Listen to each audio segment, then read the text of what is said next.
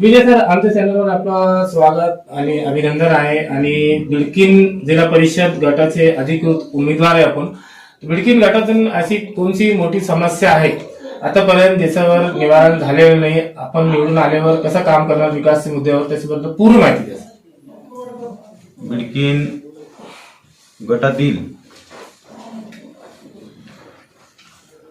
गटामध्ये मागील 10 वर्षापासून बिडकीन गटाचा जिल्हा परिषद सदस्य,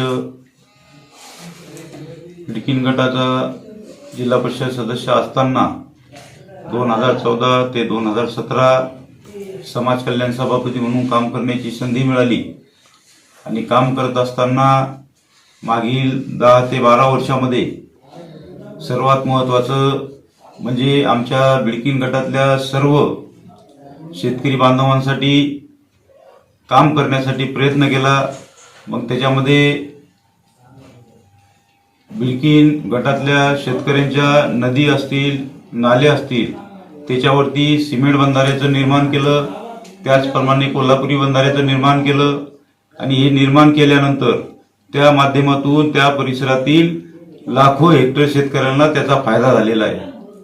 त्यामुळं शेतकरी वर्ग हा नक्कीच माझ्यासोबत राहील असं मला तरी वाटतं.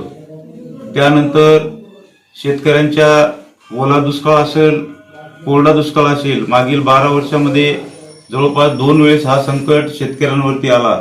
आणि ज्यावेळेस शेतकऱ्यांवरती संकट आलं त्यावेळेस आम्ही बांधावरती जाऊन शेतकऱ्यांसाठी लढलेलो आहे. त्यामुळं हा एक शेतकऱ्याचा प्रश्न आम्ही मार्गी लावण्यासाठी कटिबद्धपणे प्रयत्न केला. त्याचप्रमाणे बिडकीन शहरातील आमच्या ग्रामपंचायतच्या माध्यमातून जो सभापती असताना आणि जिल्हा परिषद सदस्य असताना मग तो दलित वस्तीसाठीचा निधी असेल, त्याचप्रमाणे अल्पसंख्याक समाजासाठीचा निधी असेल, त्याचप्रमाणे सर्वसाधारण जनतेसाठी जेही समस्या होत्या, मग त्यामध्ये सगळ्यात मोठा बिडकीनला भेडसावणारा प्रश्न होता नालीचा. आणि आम्ही नाल्या जवळपास आता सर्व बंद केल्या आणि त्या जागेवरती आम्ही बंदिस्त गटार म्हणजे ड्रेनेज लाईनचं निर्माण केलेले. आणि ड्रेनेज लाईनचं निर्माण केल्यानंतर त्यावरती सिमेंट रस्ता आणि सिमेंट रस्त्यानंतर त्याच्यावरती पेवर ब्लॉक सुद्धा बसवलेले.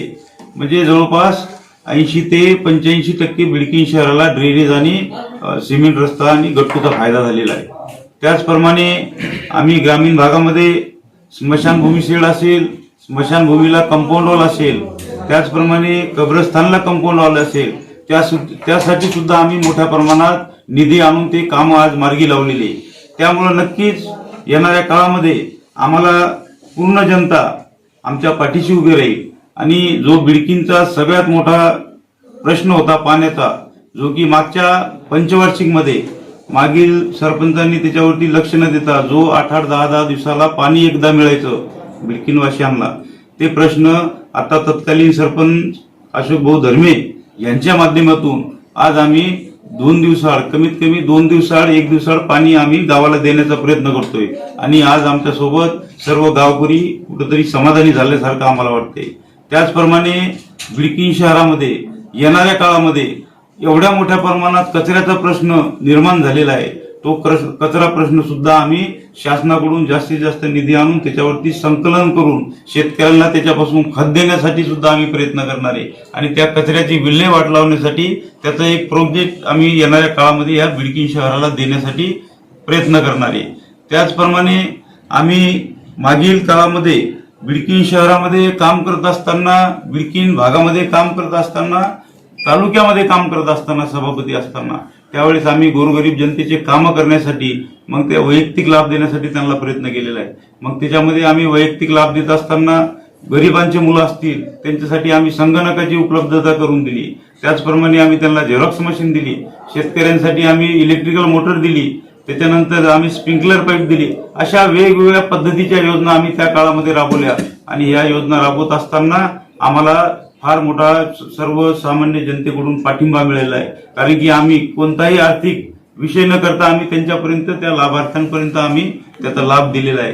त्याचप्रमाणे आमच्या बिडकीन शहरामध्ये एवढ्या मोठ्या प्रमाणात आपल्या महाराष्ट्रामध्ये 7 स्टार ही डीएमआयसी इथं आलेली आहे. ती डीएमआयसी म्हणजे दिल्ली मुंबई इंडस्ट्रियल कॉरिडॉर, आणि ही इंडस्ट्रियल इथं आल्यानंतर महाराष्ट्र शासनाने त्याच्यामध्ये फार मोठ्या प्रमाणात गुंतवणूकदार आणून तिथं कंपनीचं निर्माण सध्याला चालू आहे. त्या माध्यमातून या भागामध्ये बऱ्याच नवतरुण जे बेरोजगार आमचे हे होते, विद्यार्थी होते, शहराचे आमचे भूमिपुत्र होते, त्या भूमिपुत्रांना ह्या कंपनीमध्ये रोजगार कशा पद्धतीने मिळवून देता येईल त्यासाठी येणाऱ्या काळामध्ये आम्ही प्रयत्नशील असणार आहे. त्याचप्रमाणे इथं स्वयंरोजगार जे आहे ते निर्मिती व्हावी आणि त्यापासून आपल्या इथलच्या भूमिपुत्रांना रोजगार मिळावा भविष्यामध्ये, त्यासाठी आम्ही कौशल्य विकास ट्रेनिंग सेंटर ह्या बिडकीन शहरामध्ये चालू करणार आहे येणाऱ्या काळामध्ये. म्हणजे जर कौशल्य विकास सेंटर हे जर चालू झालं तर इथलच्या आमच्या भूमिपुत्रांच्या विद्यार्थ्यांना भूमिपुत्रांना इथंच शिक्षण होईल आणि इथंच शिक्षण झाल्यानंतर त्यांना स्थानिक कंपन्यांमध्ये नोकऱ्या सुद्धा मिळणार आहे मोठ्या प्रमाणात. त्यासाठी मी सर्व माझ्या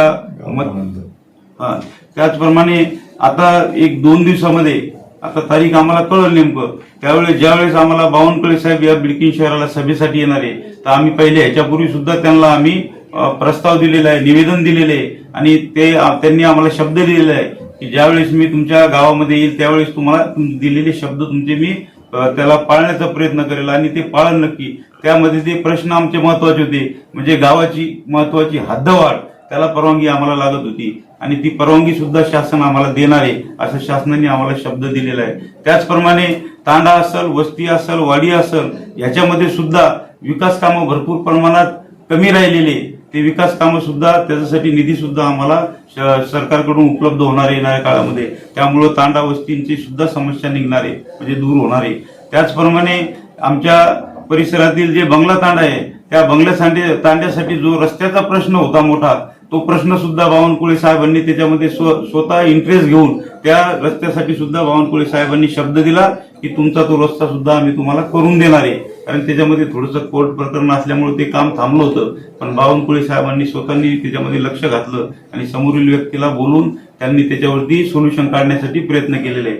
त्यामुळं येणाऱ्या काळामध्ये आपल्या ह्या बिडकीन शहरामध्ये काम करत असताना आम्हाला फार मोठ्या प्रमाणात आमचे जे मायबाप जनता असेल, मायबाप मतदार असेल आणि आमच्या देवाभाऊंच्या व आमच्या ज्या लाडक्या बहिणी असतील त्या खंबीरपणे आमच्या पाठीशी उभं राहील आणि उभं राहिल्यानंतर ते त्यांचा आशीर्वाद आमच्या पाठीशी राहणार आहे आणि ते आम्हाला पुढील भविष्यामध्ये 5 वर्षासाठी अजून पुन्हा एकदा सेवा करण्याची संधी देणार आहे असं मी आमच्या सर्व मायबाप जनतेकडून अपेक्षा व्यक्त करतो व थांबतो. सर आपलं नाव सांगा आणि आपलं नाव सांगा आणि आपल्या गटाचं नाव आणि आपलं बटन नंबर सांगा. आमचं बिडकीन जिल्हा परिषद गट 56 मधून भारतीय जनता पार्टीच्या अधिकृत उमेदवार म्हणून मी विजय अंबादास चव्हाण कमळ या निशाणीवर निवडणूक लढत आहे. त्याचप्रमाणे माझ्या सहकारी म्हणून पंचायत समितीला बिडकीन गणातून उमेश राजेंद्र गुजर हे सुद्धा कमळ निशाणीवर लढत आहे. त्याचप्रमाणे निरजगाव गणातून आरती लक्ष्मण राठोड या सुद्धा कमळ निशाणीवरती लढत आहे. त्यामुळं मी सर्व माझ्या मायबाप जनतेला, माझ्या लाडक्या बहिणींना विनंती करतो की येणाऱ्या 7 तारखेला कमळ या निशाणी समोरील बटन दाबून आपली सेवा करण्याची, आपलं अमूल्य एक मत, आपलं अमूल्य एक विचार आम्हाला दान करावं आणि येणाऱ्या काळामध्ये आम्ही आपलं हे कर्ज तुमच्या आशीर्वादाच्या व कामाच्या स्वरूपाने तुमची परतफेड करू अशी मी तुम्हाला सर्वांना माझ्या वतीने, माझ्या सहकार्याच्या वतीने ग्वाही देतो. थांबतो. धन्यवाद. खूप खूप स्वागत, अभिनंदन आहे. आणि बिडकीनची जी समस्या आहे आम्ही तुमची अगोदर बातमी घेतलेली आहे आणि आपण चांगलं काम करीत आहे सर. आणखीन काय समस्या आहे जे आतापर्यंत त्याच्यावर काम केलेलं नाही, आतापर्यंत त्याचं निवारण झालेलं नाही, त्याच्याबद्दल पूर्ण माहिती द्या. आता मी सरपंच झाल्याच्या नंतर जो सर्वप्रथम गावाचा प्रश्न असेल, सर्वप्रथम गावाचा प्रश्न पाण्याचा असतो. या पाण्याच्या प्रश्नासाठी मला गावातल्या जनतेने जो माझा विश्वास दाखवला होता त्याचा नक्कीच मी निवारण करण्यास मला यश आलं. कारण सगळी जनता सुद्धा गावकरी हे माझ्या पाठीशी उभा राहिली आणि मला त्यांनी सहकार्य केलं म्हणून मी ते यशस्वी झालो. आणि आज तरी गावातलं पाहिजे तसं जाणे पाण्याची समस्या बिल्डिंगमध्ये नाही आहे. आणि येणाऱ्या कार्यकाळात आपण परत याच्यात जनतेला पाणी कसं दिसाआड देण्यात येईल यासाठी आपण खूप प्रयत्नशील राहणार आहोत आणि प्रयत्न करतो. सर विजय अंबादास चव्हाण सर जे भारतीय जनता पार्टीकडून जिल्हा परिषदचे अधिकृत उमेदवार आहे आणि आपण सरपंच आहे, तर बिडकीनच्या जनतेला काय आवाहन करणार सर? आज बिडकीन सर्कलमध्ये आपल्या युजूभाऊ चव्हाण हे बीजेपीकडून कमळाच्या निशावर इलेक्शन लढतायत आणि पंचायत समिती म्हणून उमेश गुजर हे पण कमळाच्या निशाणावरून इथं उभा आहे. आणि तिसरा उमेदवार एक आमच्या निळसगाव गणातून आरती राठोड असे आमचे 3 उमेदवार आहे. आणि मी सर्व जनतेला आवाहन करेल की बीजेपीच्या कमळाच्या निशाणीवर मतदान करून या 3 उमेदवाराला विजयी करा. कारण आतापर्यंत 5 ते 10 वर्ष युजूभाऊंनी जे जिल्हा परिषदचं नेतृत्व केलं याच्यासाठी त्यांनी हर एक जनतेला न्याय द्यायचा प्रयत्न केला. सांगतो तुम्हाला, शेतकऱ्यासाठी त्यांनी ग्रामीणच्या खेडोपाडी असतील, गावात असतील, बिडकीनमध्ये सर्व जागेवर कट्टे बांधण्याचे एवढं मोठं यशस्वी काम त्यांनी केलं का आता मी जर फिरतोय ना तर ते खेड्यातले लोक सांगतात का एवढे मोठे कट्टे बांधल्यामुळे आमच्या शेतीला आज पाणी निवारण म्हणजे चांगलं होतंय. म्हणजे हे बिडकीनमध्ये केलं आणि ग्रामीणमध्ये केलं. एक त्यांचं शेतकऱ्यासाठी एक चांगला मोठं काम त्यांनी केलेलं आहे. परत त्यांनी दलित लोकांसाठी सुद्धा दलित वस्तीसाठी निधी दिला. समाज कल्याणमध्ये ज्यावेळेस ते पदर होते त्यावेळेस पण आता पदर नसताना पण त्यांनी प्रयत्न करून सनी गावासाठी दलित वस्तीचा निधी असेल, अल्पसंख्याकचा निधी असेल, अल्पसंख्याकचे सुद्धा आता माझ्या कार्यकाळात जवळपास 1 कोटी रुपयाचे कामं त्यांनी बिडकीनमध्ये दिले आणि आम्ही ते केले. तर असे सगळ्या जनतेला कामाच्या माध्यमातून सुद्धा त्यांनी रस्ता असेल, ड्रेनेज असेल असे चांगले कामं त्यांनी केले. म्हणजे शेतकऱ्यासाठी पण काम केले आणि गावाच्या जनतेसाठी सुद्धा काम केले. त्याच्यामुळे त्यांचं चांगलं काम आहे. नक्कीच जनता त्यांच्यावर विश्वास ठेवून त्यांना निवडून देतील असा ठाम विश्वास आम्हाला. सरपंच साहेब आपलं पूर्ण नाव सांगा. मी बिडकीन सरपंच अशोक भानुदास धर्मे.